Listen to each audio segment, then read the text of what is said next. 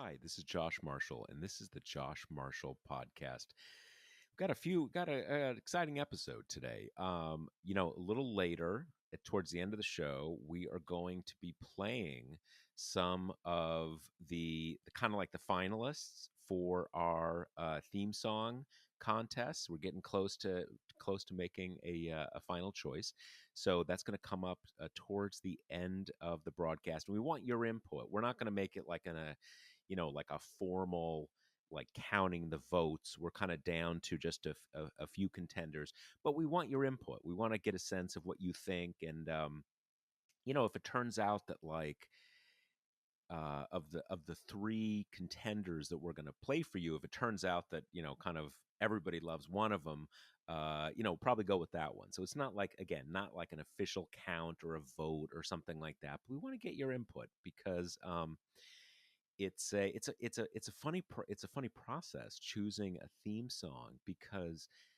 on the one hand, everybody has their own subjective sense of music, right? You like some songs, you don't like other songs. It's just, it's a lot of it's personal taste. But with a theme song for a podcast, at least, especially for me, since I introduce the podcast, I do that kind of, oh, it's Josh Marshall, blah blah blah blah blah. When I was doing this process, a lot of it is thinking about how do I, how do I talk it in with this song, right? Kind of, you want the song needs to give sort of like a forward momentum, blah blah blah blah blah. In any case, we are gonna bring you some details on that towards the end of the episode, and the rest. Look, we got the news, and we did an episode. God, was it 1 week ago or 2 weeks ago? I in my personal life, there's been kids starting school, a lot of stuff's been going on, so I lose a little track of time. But we did a show where basically I think our theme was like everything sucks now, right? Everything's going badly, and I'm not sure it's quite the same, and not necessarily that anything's going better, but so much is going on right now. We have it seemingly very much up in the air about whether there is actually going to be this big reconciliation bill, which has spending on climate and infrastructure and a lot of social safety net type spending. And if that goes down, I think the infrastructure bill is going to go down too. So it could all go down. Now, I don't think it will, because beyond the particulars, parties, presidents in this kind of situation, first year in, they usually find a way to prevent stuff like that from happening. And usually what it comes down to is, at a certain point, people see, wow, we're actually at the brink. This isn't just like, my positioning and blah, blah, blah, blah, blah. The whole thing could blow up. And people kind of draw back from the brink and say, okay, what are we going to do here?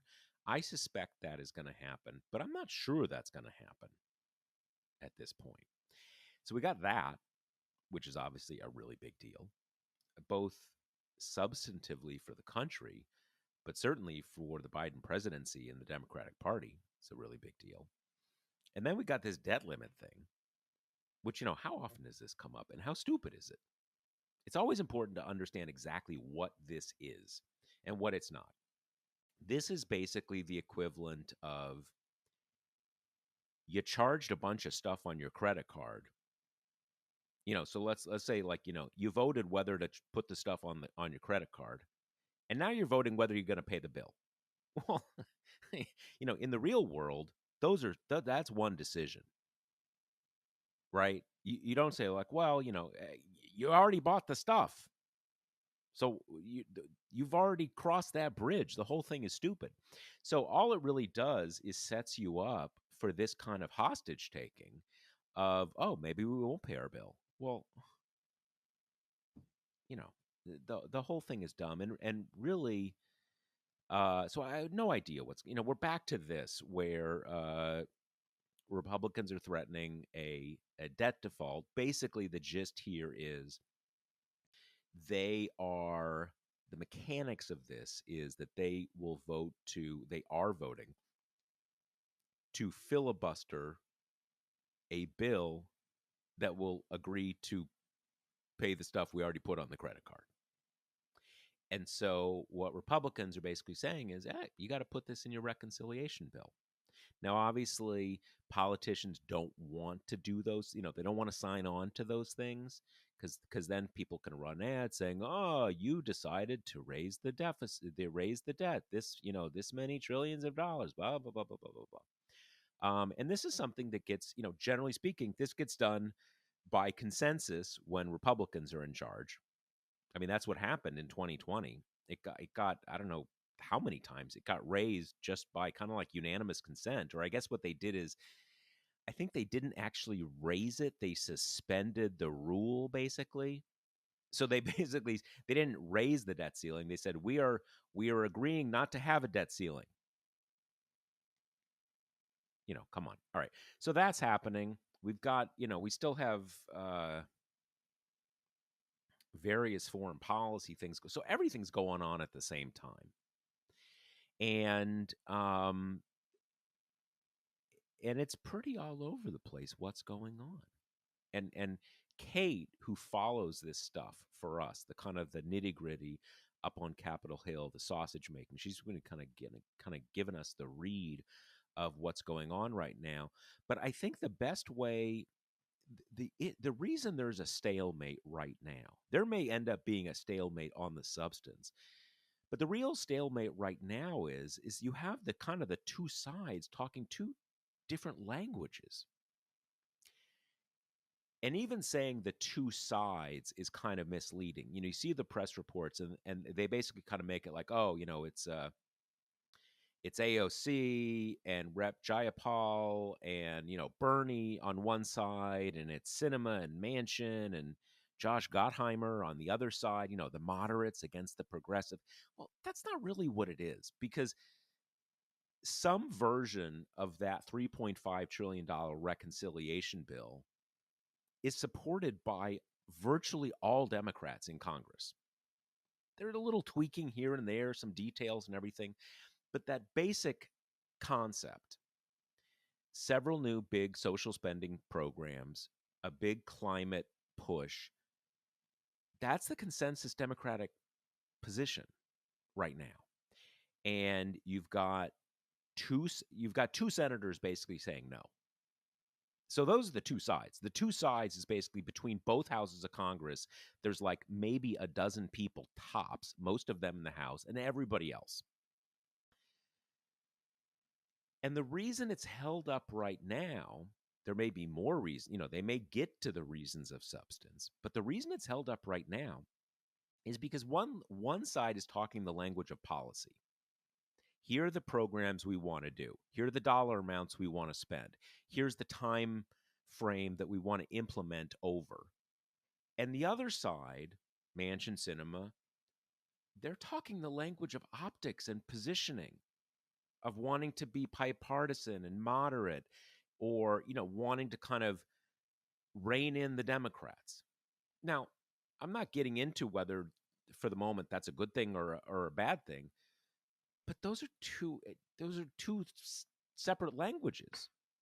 And that's kind of why it's not that they haven't been able to find a compromise. They haven't really even been able to negotiate, because for most of the Democrats, again, what's being called in the press the progressives, but again, I think that's really a misnomer in this case. What is there to negotiate about? Because the cinemas and mansions and Gottheimers, they're not they're not putting an alternative proposal on the table. They're basically saying, you pass my bill, and then we'll see what happens. And one day it's no more than 1.5 trillion, which is, just a bit more than a third of what the most Democrats thought they were going to get. or a strategic pause into 2022. Again, what does that even mean? Or it's inflation, or it's work requirements, or a bunch of other things. Clearly, these are all backfills into, I need to slow things down. I need to be the bipartisan person. I need to be the one who's blah blah blah blah blah. And I'll kind of toss in some policy explanations, but they change every day and everything. But again, their bargaining position now is pass our bill and we'll see. And from again, what the progressives are taking the lead here, but that's kind of existential. That's not something you can kind of negotiate over, because that Manchin et al. Are basically saying, pass my bill, and either we'll negotiate or you'll maybe just get nothing. And you can't make me because you already passed my bill. Sorry. So again, what is there to even talk about there?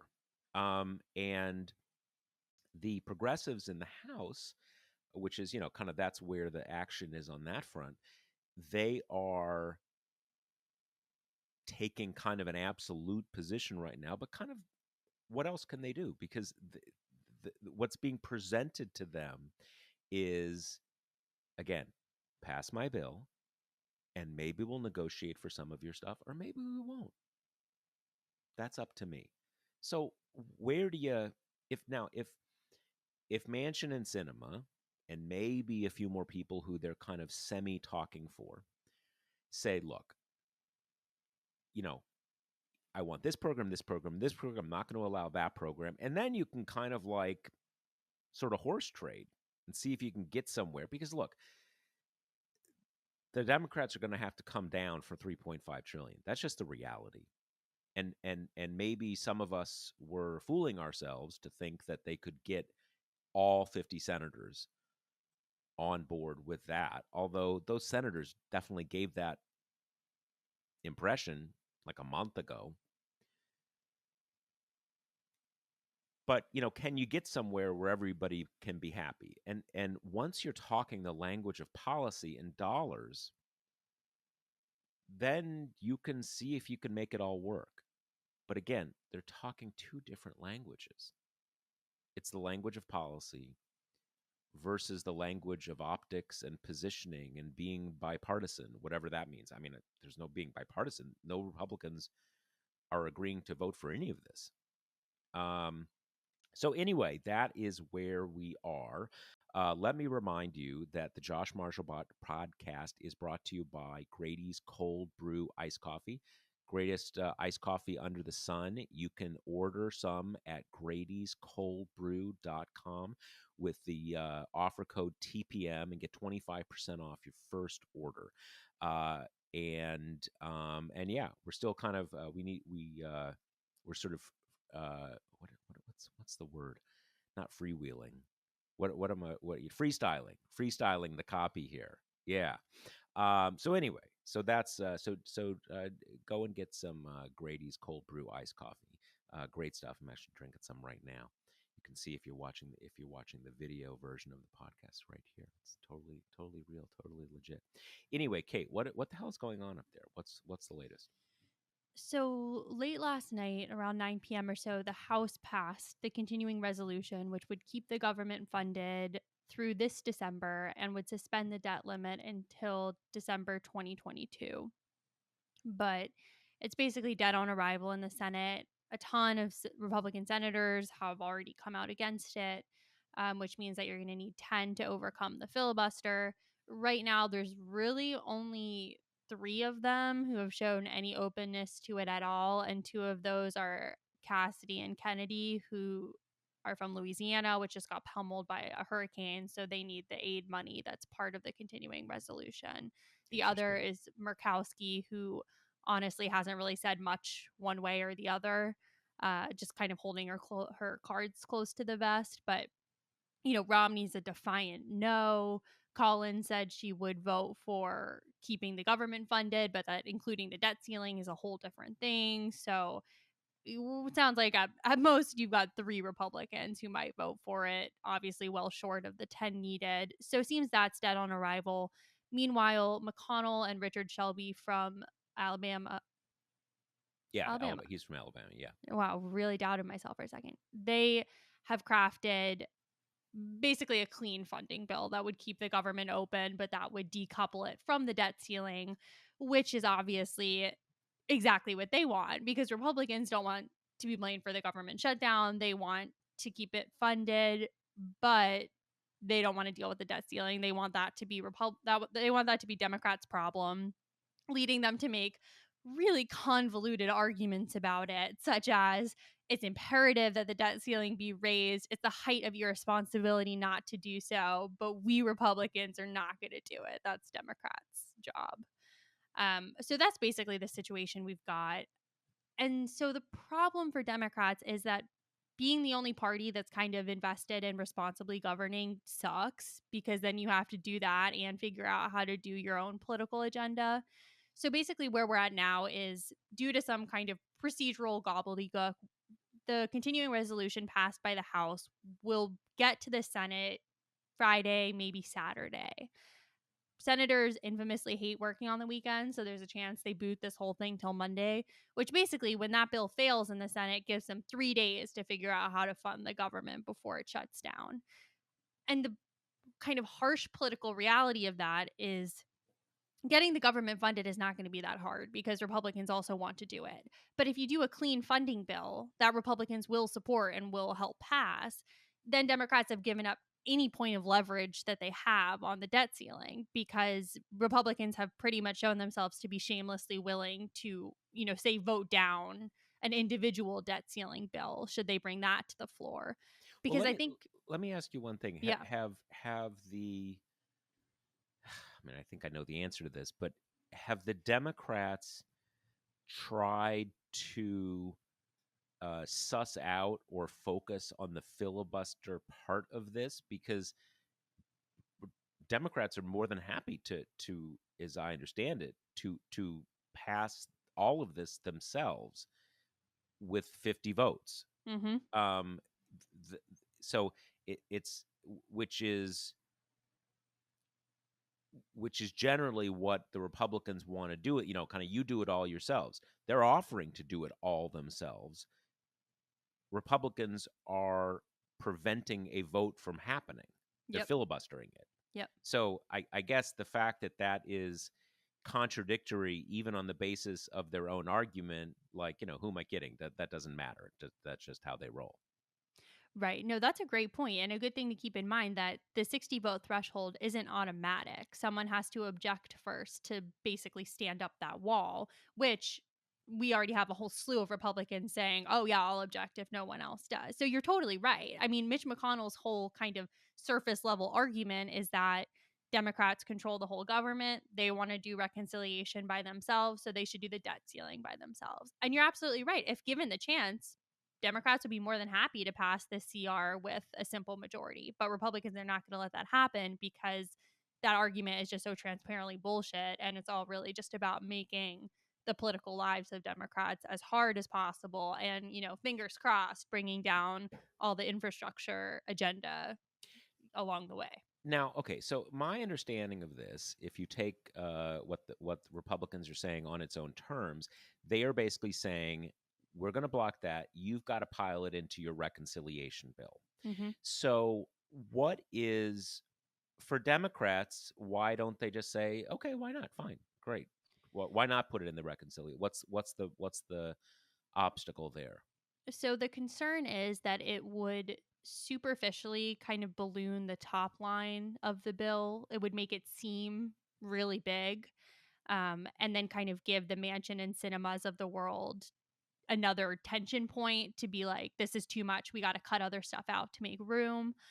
But the flip side of it, which I think is kind of worth considering, is okay, Democrats have to put the debt ceiling hike into reconciliation. Pain in the ass, might give moderates fodder to want to cut more programs, but also kind of a good way to make sure that Mansion and Cinema vote for it, right? Because then you're suddenly adding in, I mean, not only would they be torpedoing Biden's agenda if they vote it down, which they seem like pretty ready and willing to do, but at that point, then you're also saying, okay, fine, vote down the reconciliation package.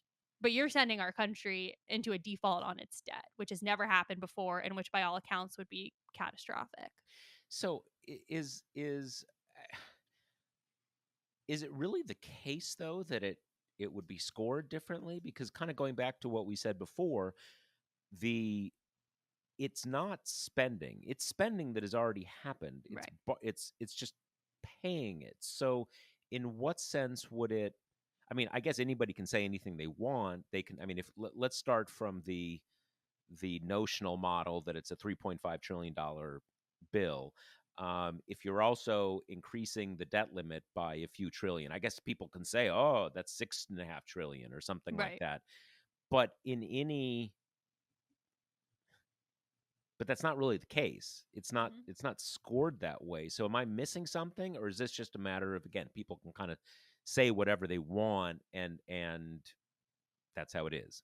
That's my impression as well, that it's less about the substance of it and more that people who want it, it'll give another arrow in the whatever you call the thing that holds the arrows Quiver, yeah. quiver to people who already are trying to be against the reconciliation bill. Now, is there, I mean, the one thing a lot of us have been saying this for years, they should just get rid of this entire thing. Right.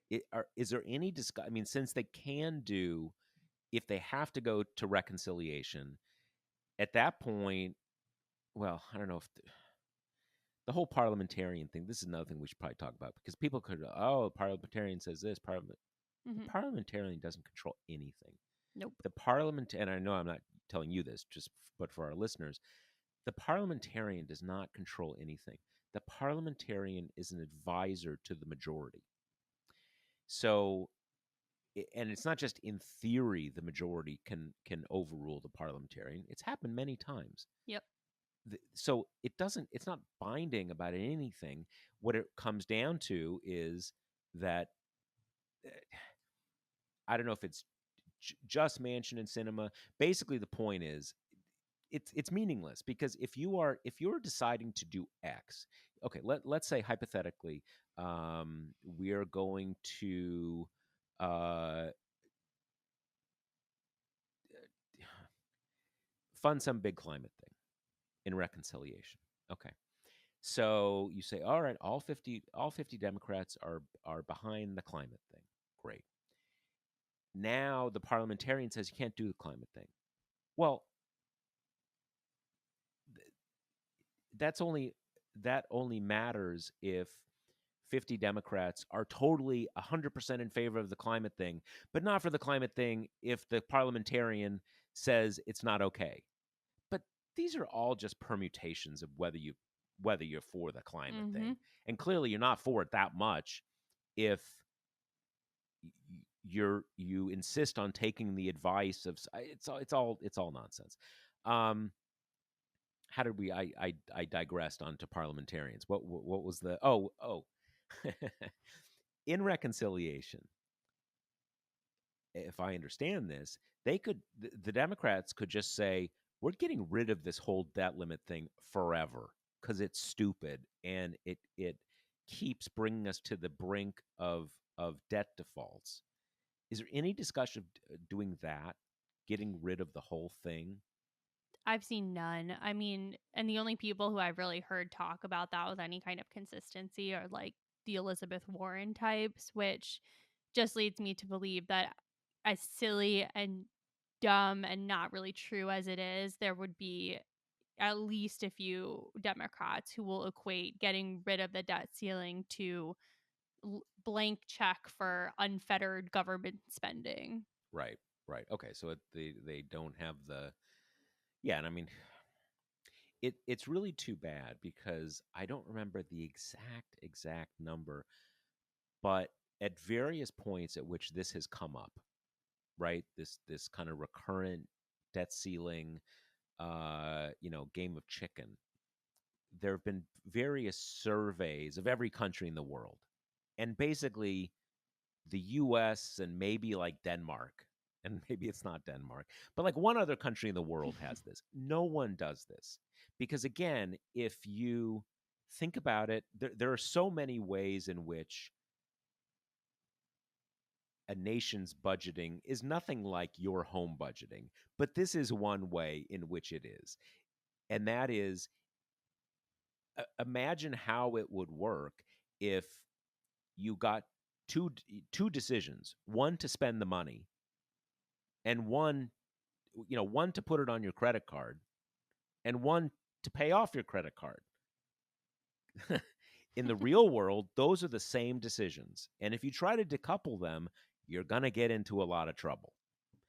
And that's just the same thing. So having it there at all is just an invitation to this kind of blackmail. So, but clearly there's not. They're not going to solve it. And I guess I think what you said is they're actually again not going to raise it. They're going to do this thing where they suspend it. Is that right? Well, that's what's in the continuing resolution. Yeah. And that's what they did in 2020 under Trump. Yep, that's right. Which again, it is.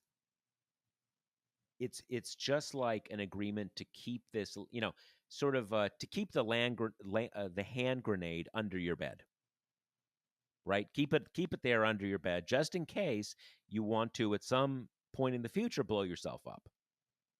The logical thing is to remove the hand grenade from under your bed from the house because it's only there to cause trouble. Mm-hmm. And there we are. Okay. Well, and what else is going on? in particular, Republicans are the only ones who abuse it. I mean, since it became a thing to play political chicken with the debt ceiling under the Obama administration, it's only been Republicans who have taken advantage of that because they're the only ones who are willing to risk such enormous catastrophe to score political points on Democrats. And as we've seen, they can pretty much easily get away with it with the confidence that the vast majority of political news outlets will cover it as a Democrats v. Republicans issue. So, I don't know. I think the asymmetry of the parties has been very glaring during this debate, as has the complete inability for most news outlets to recognize that asymmetry, which is just, it lets them get away with it. I mean, why wouldn't you do it at that point? You're not Yeah. going to suffer at all. And to Well, people who aren't paying attention, a government shutdown and or the United States defaulting on its debt, I mean, the blame's going to land with the party that's in charge, no matter the complexities of the dynamics. right. Yeah, and yeah, it's a really crazy thing, and it is worth considering why that kind of functional bias is there. And because what I said a bit earlier, that Democrats are willing to do this entirely on their own. They're willing to fund the government, increase the debt ceiling or suspend the debt ceiling law or whatever it is. They're willing to do it 100% on their own. They're not asking for Republican votes, but Republicans are preventing them from being able to do that, from holding the vote. And one might say, why isn't that the center of press attention? Mm-hmm. And why is the center of press attention, oh, Democrats have a big problem on their hands? Yep. Well, it's the center of attention because people take it as a given. Of course the Republicans are doing that because that's what they do. And there's that kind of conditioning, for lack of a better word, of the press that is just, a reality that has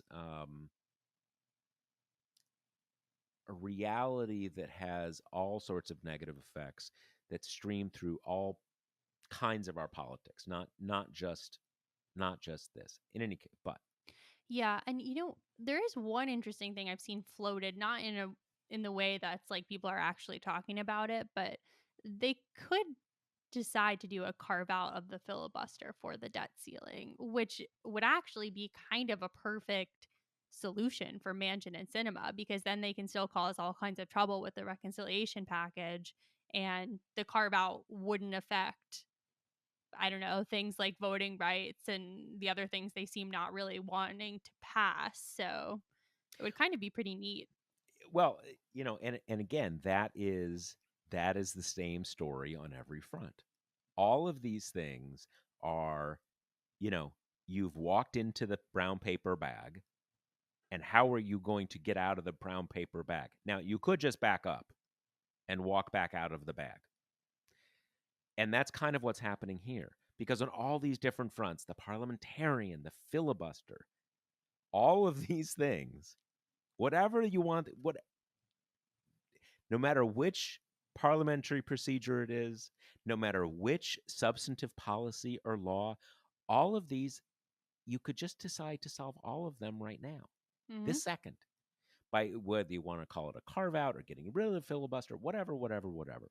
These are all so basically you were in this kind of mind game of, oh, I'm very much for the People Act, but not to the point of doing it on 50 votes. That is a point of principle. Or this debt hostage taking is outrageous, but not to the point where I want to do a carve out for the debts. I mean, and again, that would be it would drive Democrats crazy if they did a carve out for this one thing of kind of Yep. stupid no substance, but they could because they can do whatever they want.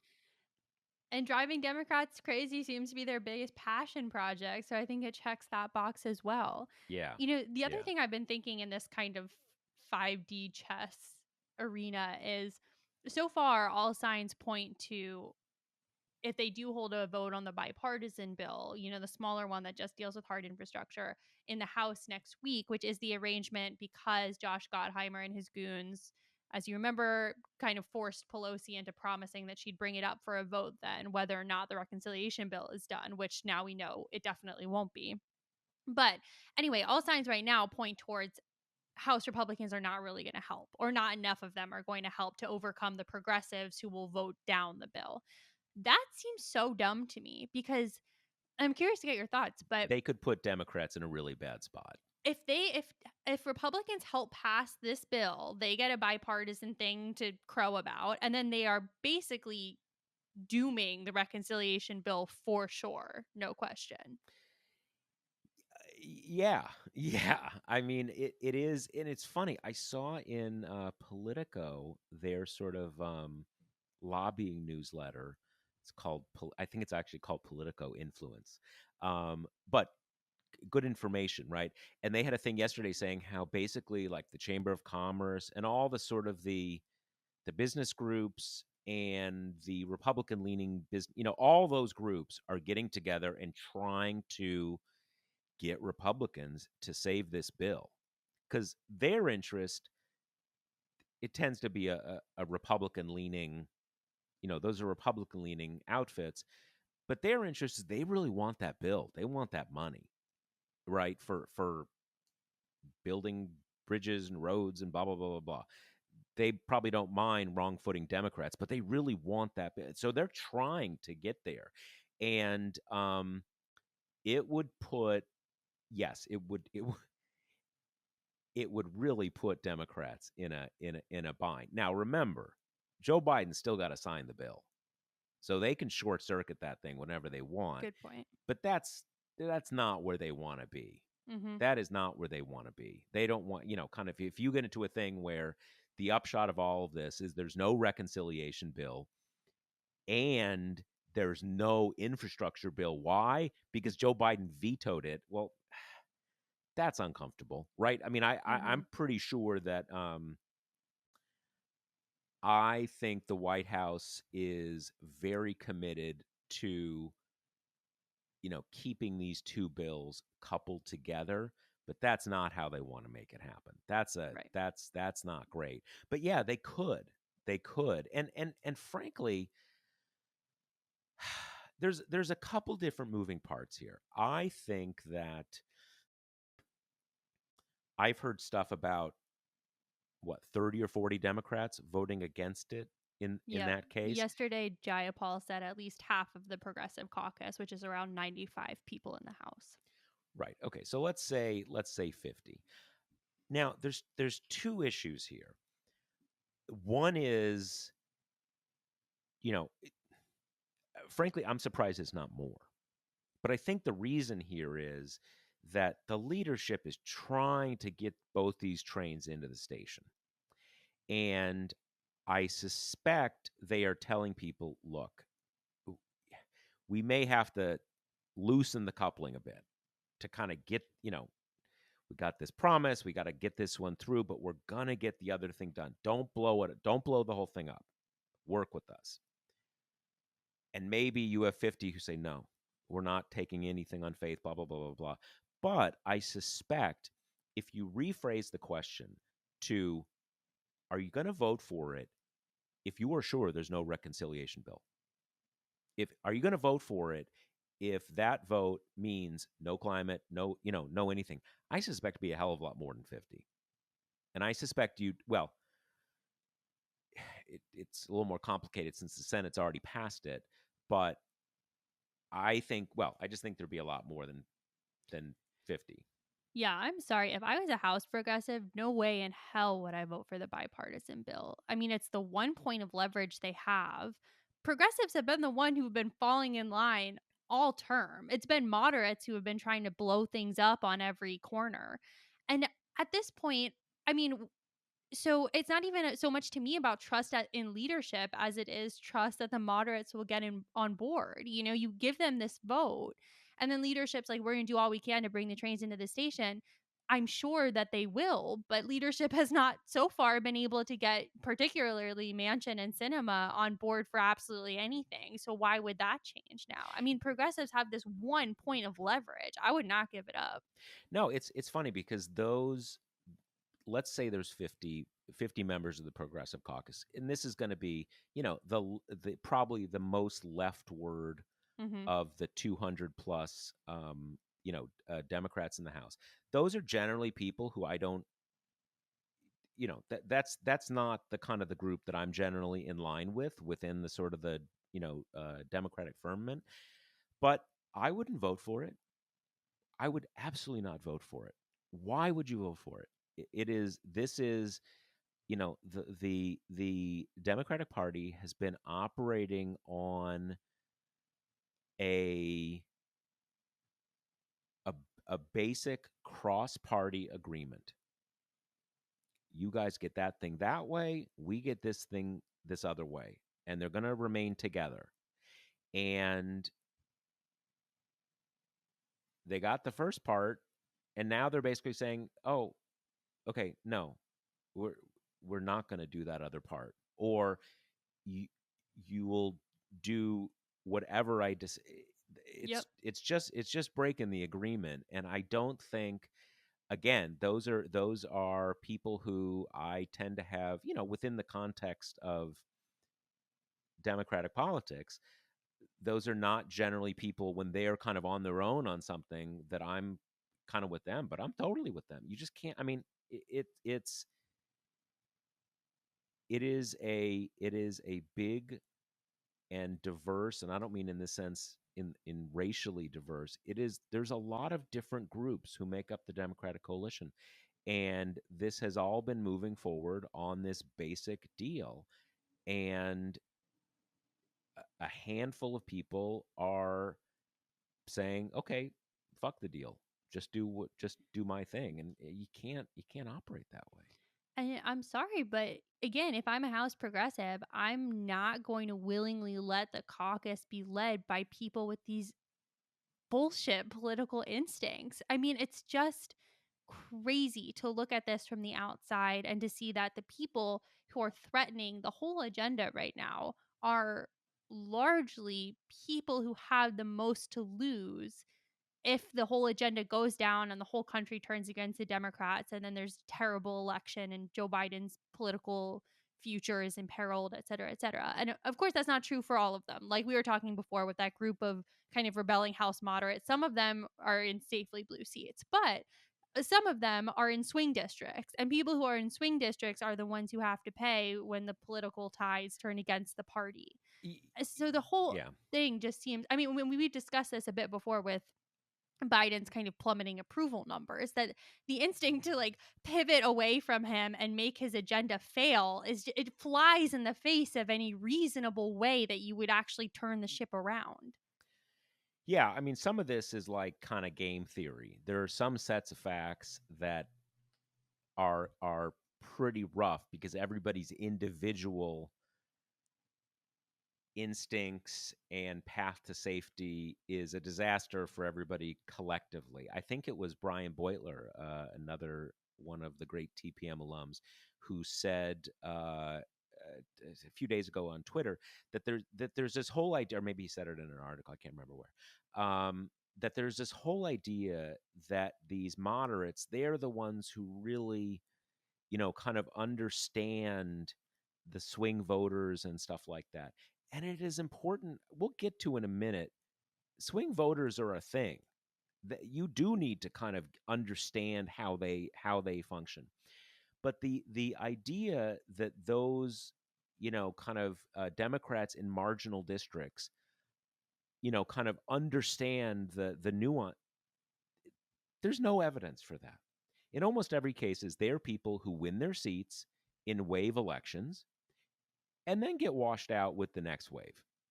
They're, ironically, they owe their seats not to a perfect understanding of swing voters, but to Democratic waves.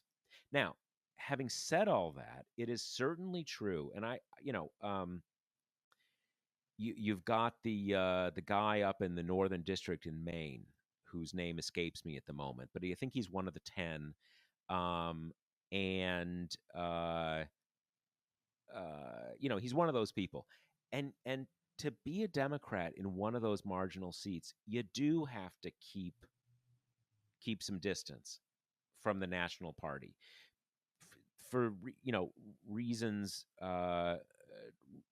reasons we know, but yeah, if everything falls apart, you get into a Republican wave election type of scenario where it's not like Democrats lose 10 seats and they lose the House, but it's still very close. It's what is like 30 seats. I guarantee you all those people are going to go down. Mm-hmm. So, it's a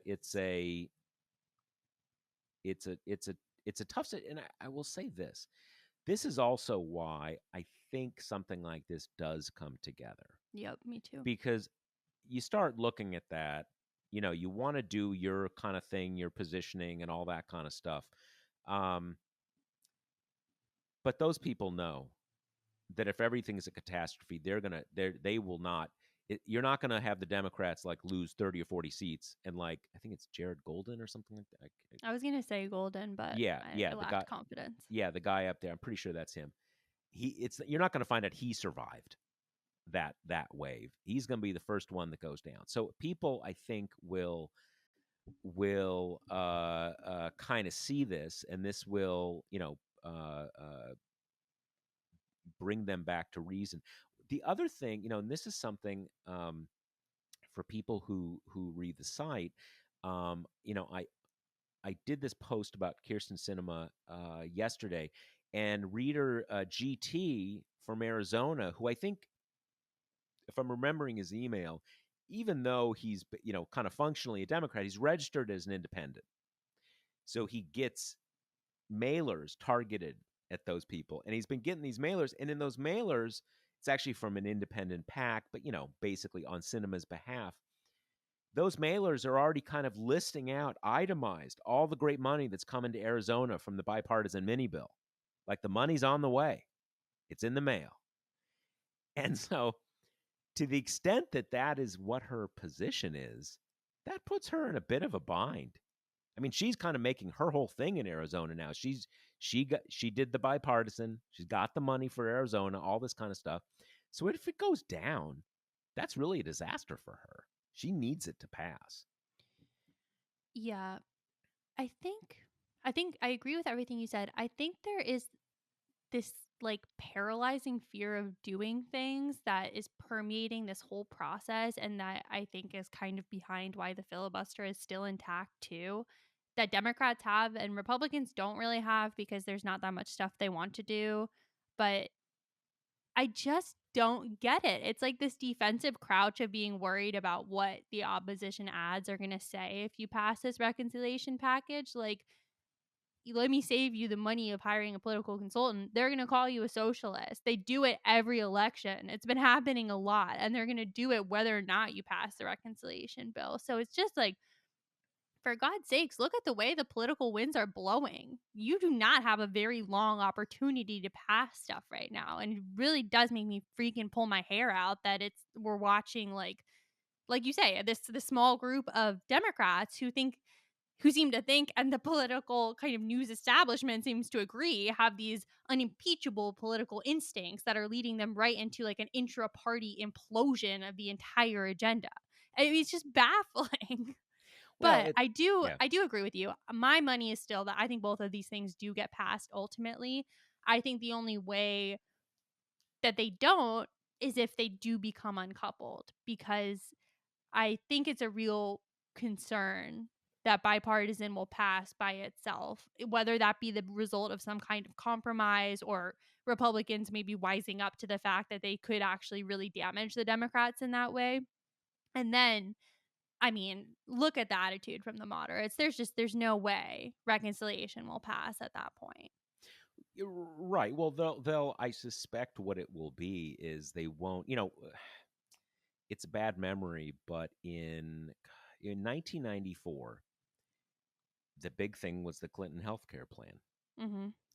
and that was all the history was behind it, and Clinton had run on it, and blah blah blah blah blah blah blah, and it meant everything, and then it never even came to a vote. It Mm. just it and and the Democrats got destroyed in 1994. Now there were a lot of different things that went into that. A lot of it was the sort of the final movement.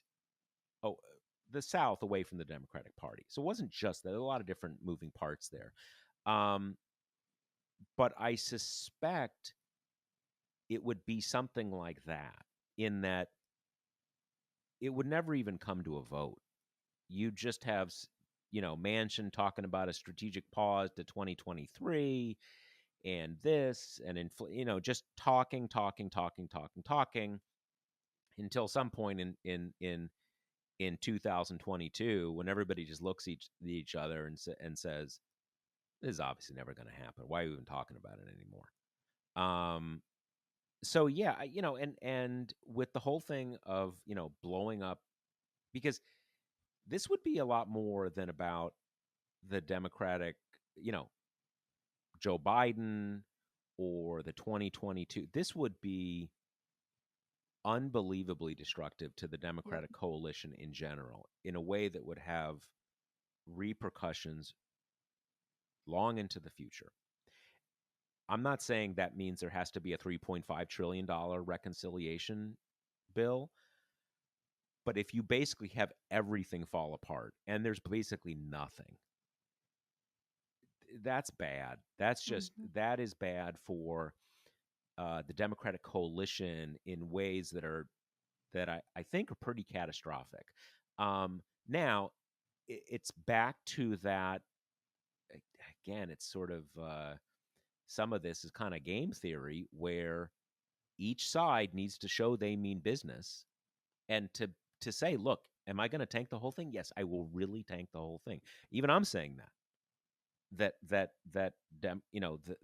everybody else who's not these three people should say, look, we're not going to vote for the bipartisan bill. We're just not. We're not going to go down that path. Um, Everybody kind of needs to be willing to kind of put their big threats on the table, and needs to be able to prove to the other side they're serious. And if things kind of, if that can get out of hand, and it can it can get pretty bad. And what you hope is that both sides see that the other side is serious and say, okay, let's draw back here. Um, the progressives are serious. They'll blow up the bipartisan bill, and that, it pains me as it is to say, these two recalcitrant Democratic senators are serious that it's not going to be 3.5 trillion. And I don't think 1.5 is going to cut it, but like 2.5, maybe that's where it's going to be. And frankly, in the context of that, to me, just myself, um uh then it all has to go to climate, because that to me is the existential thing. um but someone's got to, kind of um bring that all home. Yeah, and one other thing we should mention on this topic before we get to some questions is that today President Biden is hosting a whole swath of people at the White House, kind of key House people from these different wings. He's having Schumer and Pelosi, he's having Manchin and Sinema, basically, getting his hands dirty. I would say that of what we know from his kind of one-on-ones with Manchin and Sinema, which are, granted, we've only gotten kind of a few trickles from that meeting, and it's hard to tell who's doing the leaking. I mean, all we know about Cinemas is basically she said, if my bipartisan bill goes down, I'm going to kill reconciliation and blah blah blah, and like that kind of sounds to me like the posture that Cinema would like to be seen as having Yep. taken in that Yep. meeting. Yep. um so it's unclear. I mean, they didn't come out of that meeting being like, what, never mind everybody, we're gonna stop being such pains in the ass, and like we're gonna actually help Biden. Yeah. But we don't know. I mean, Yeah. it might be a gradual process. The whole idea that I kind of wonder why the meetings were even announced, or if why the White House did, because the idea that like either one of them is going to go into Biden and Biden says, "Hey, time's up, buddy. You got to get on. You got to fall in line," and they're going to say, "Oh, okay." I mean, that's ridiculous. That just makes no sense. This is going to happen through a lot of negotiation. I mean, this is not the Joe. This is not a matter of that like Kirsten Sinema doesn't know Biden's serious, right? So the whole idea that you're going to have one kind of like come to Jesus meeting, that's just not how it's going to happen. Right. So anyway, I do I don't know. I do think that the news that Biden is kind of inserting himself into this specific process happening right now is a good thing, though, in part because I think, you know, being a House member is a bit different than being a Senate member. You've yeah, got less time between reelection, you've got less, kind of personal branding and clout and all that. So I do think that what sway the president has will probably be greater there, even though, my God, I can, so many Beltway publications are like so excited to remind us that Biden is a creature of the Senate and he knows nothing about the House. And it's like, okay, relax, yeah. I mean, it's sort of like the idea. I mean, if you think about it, if you like worked on Capitol Hill for 40 years, I mean, you pick up a little about the House by osmosis, Just a right? little bit. Yeah, just a little bit. All right, so I guess do we we're on to questions now, or on to our songs? Let's do questions and then wrap with songs as a little bit of an uplifter. Yeah, Okay. So, our first question is from Wint, who says, with McConnell saying that 0 Republicans will vote to raise the debt limit, do you see this reinforcing Manchin and Sinema's obstinance over the filibuster and larger Democratic reconciliation bill, or is the GOP overplaying its hand here and forcing Manchin and Sinema to change course to avoid fiscal catastrophe? So we've talked about this a little bit.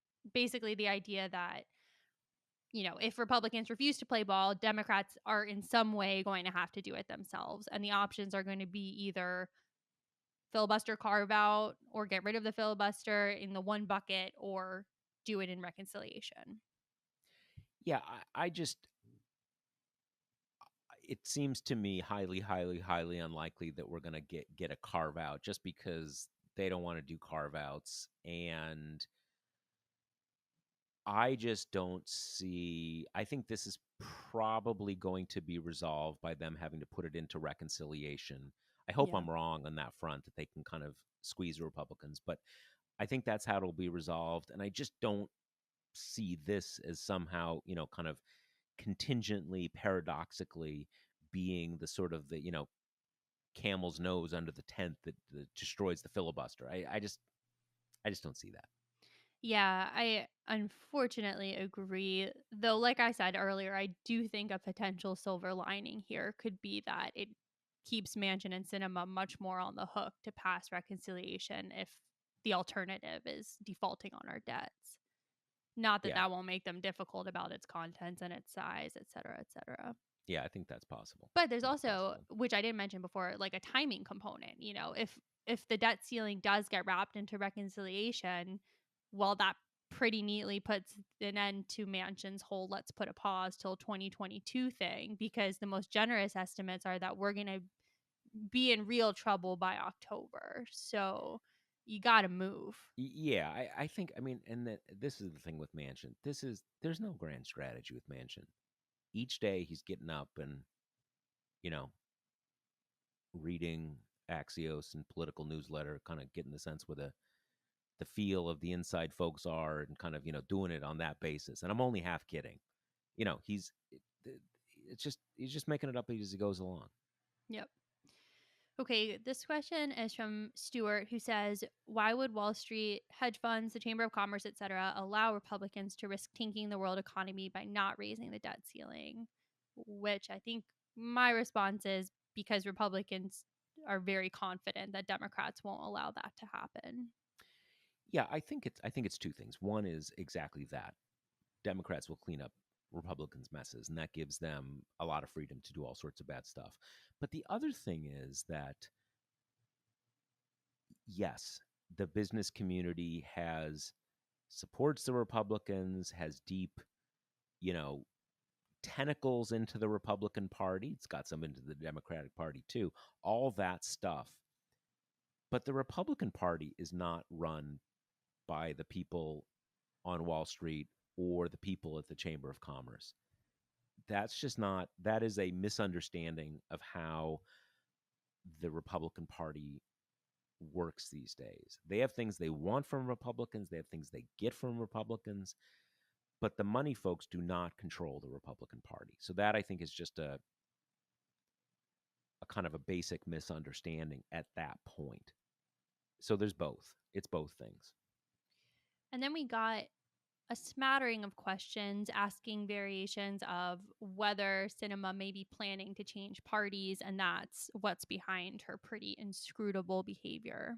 What do you think? I don't think so. I did a post about this, or actually published an email from a reader that I think went into a lot of this, and kind of it was a pretty good explanation of where she's coming from. I doubt very much that she's going to switch parties, although she might. But I doubt it. I think it's more. I could see her running as an independent, kind of doing what Joe Lieberman did in 2006. I could see that, and I think she is trying to be the party of the kind of the swing state moderates. And as I explained in a piece, I think one I haven't published yet, I think she's probably gotten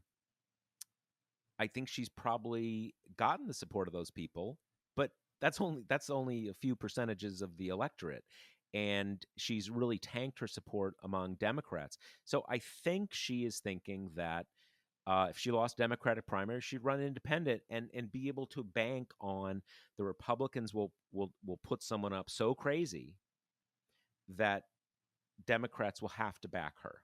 So I do think it's possible that she she's trying to be the political independent from Arizona. I think it is possible she will run next term as an independent. It's maybe even conceivable she would kind of you gotta caucus with one side or the other, but I just don't see her running as a Republican. I just think that, I mean, maybe, who knows, maybe she'd try, but she wouldn't succeed. So I doubt that. All right. So now, like Josh teased at the beginning of the show, we're going to play some clips of three of our kind of top contenders for our theme song competition. And again, just to reiterate, we really liked a lot of the songs. It wasn't just about that. It's more about Josh's intro and, kind of fitting the vibe we wanted to hit. But, we got so many good selections, but these were three that we thought would kind of fit the show, fit the words over the intro, and that me, Josh, and Jackie, our producer, all really liked. Yeah, I just to reiterate that, we were talking about this yesterday as we were kind of making some of the final decisions.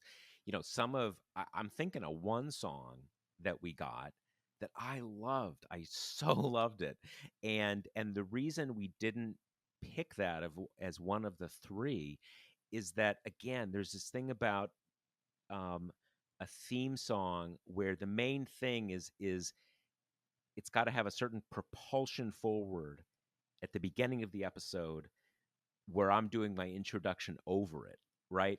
So there were a lot of songs that we liked a lot, but they didn't necessarily have that kind of forward propulsion thing. But I was, we got I think 30 or 40 entries, which is pretty amazing because not everybody can write a song, right?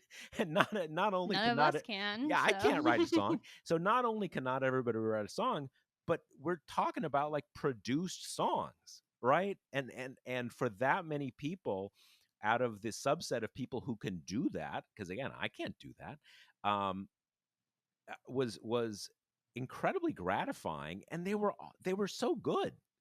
They were so good. It took us a long time to kind of process through and be able to make any choices. So these are three that we think fit, kind of those not just good songs, but those kind of very subjective dynamics for show intro kind of thing. So are we gonna do we're gonna do the names, or how we you want to introduce each one, Kate? Sure. Yeah, so we're going to do the names, and then for the bands or the artists, we kind of went with the usual TPM house style of using initials because, we haven't talked to these people yet. So our first entry here is called Meandering Snake by artist AN.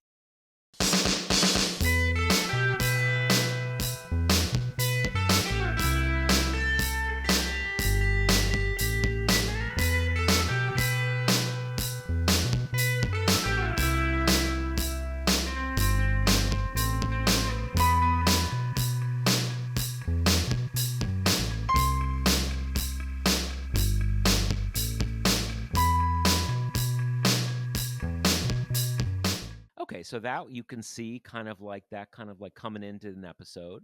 Mm-hmm. That works. Okay, so what's next? All right, next we've got Why Not Jansfeld by WJ.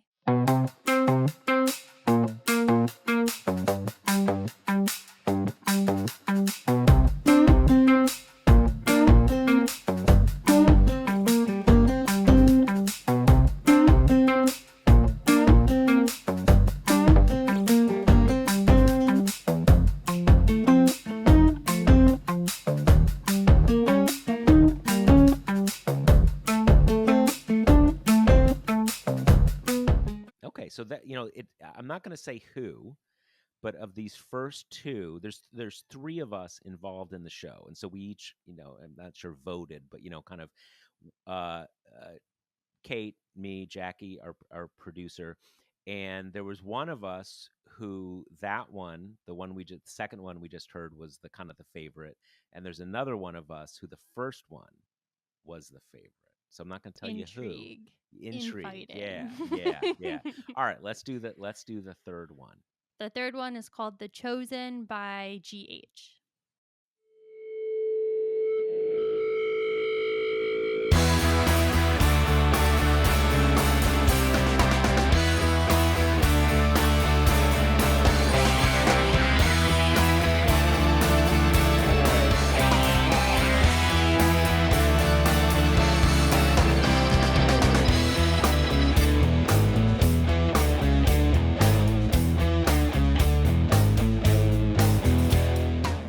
Okay.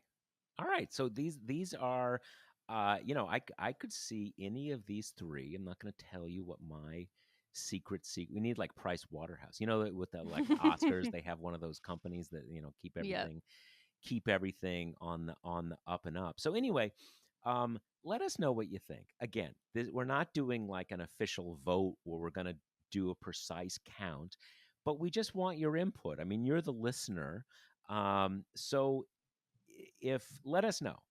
You write in, say, hey, they're all great. Say, oh, I love the first one, the second one, blah blah blah blah blah.